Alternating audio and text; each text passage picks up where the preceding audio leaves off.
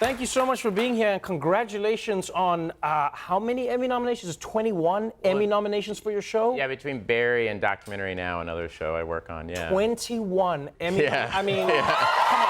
Pretty cool. Yeah, it's pretty cool. Yeah.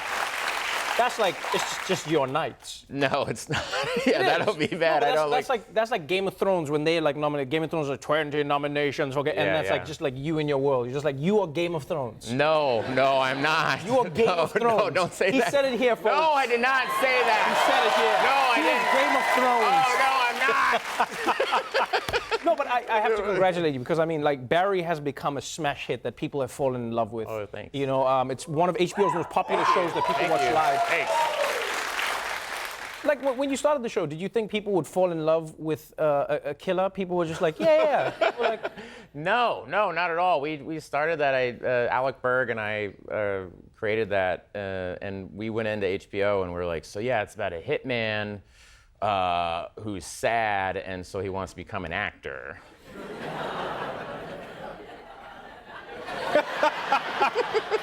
And then they just started throwing money at us. We just made puppy dog eyes until they just gave us the money, and that's how it worked. And that's how Game of Thrones worked too. That is Game of Thrones. George R. R. Martin walked in and he was like, "It's about dragons." And they just were like, "We want him out of the office. Give him a show." The show is successful. It's really funny. People are calling it like one of the smash comedy hits, you know, like just I guess of this generation. People are watching it live as well, which is really interesting. Oh yeah, that's become a new phenomenon. I know, isn't that right? weird? Where people are like, wow, people watch your show when it comes out. Yeah, that's weird when people now say that to me. They're like, I watched it when it came out, like when it aired. Yeah. Like in the 90s. But what do you think that is? I guess they just liked it. I mean, the reason this season 2 is because we were after Game of Thrones, I think. I think Game of Thrones ended and everybody was like, oh. And then they went to do something. They're like, what's this other show with, the guy from SNL? So people are just used to it now. They just like watch you and they're loving the fact that you're like, they watch you live as it airs, which is a new feeling. Yeah, I know. It feels nice. It is nice if like it airs on Sunday and then I go outside. You know, I'll go get something and I know when it's airing because I'll be going through, at the grocery store or something and someone will come up and be like, hey man, you got problems. I don't think that guy's ever gonna figure it out, man. I go to Dodger Stadium and there's one guy who works at Dodger Stadium. Every time I see him, he's like, hey man, that guy, you just should go away, man. He should just find a house, move away, make his money. He's never gonna make it as an actor. You were a terrible actor. I'm like, do you wanna be in our writer's room?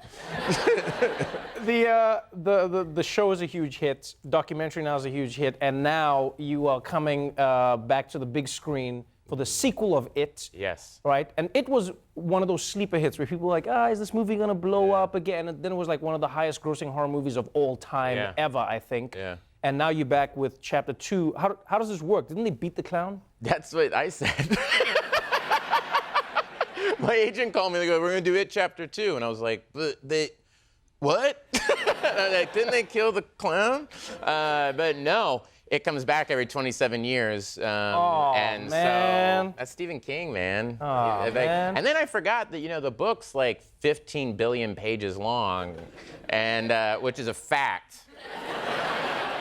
Yeah, I think it's actually. Don't laugh at that. It's actually like it's like 1,000 pages. It's right? it's 1,000 page not book. Billion.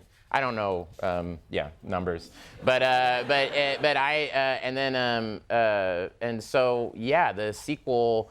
It takes place 27 years later, and me, Jessica Chastain, James McAvoy, a bunch of great actors were playing the kids growing up. And then the kid who got Finn Wolfhard, who played Richie in the first movie, Finn, Stranger Things.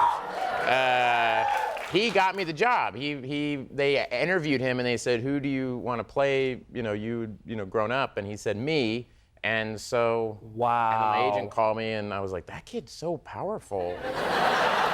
Wow. I gotta get away from him. He is powerful. I'm like, I didn't know. You're just like a goofy little kid. And he was like, nah, man, I want you. I was like, okay, cool.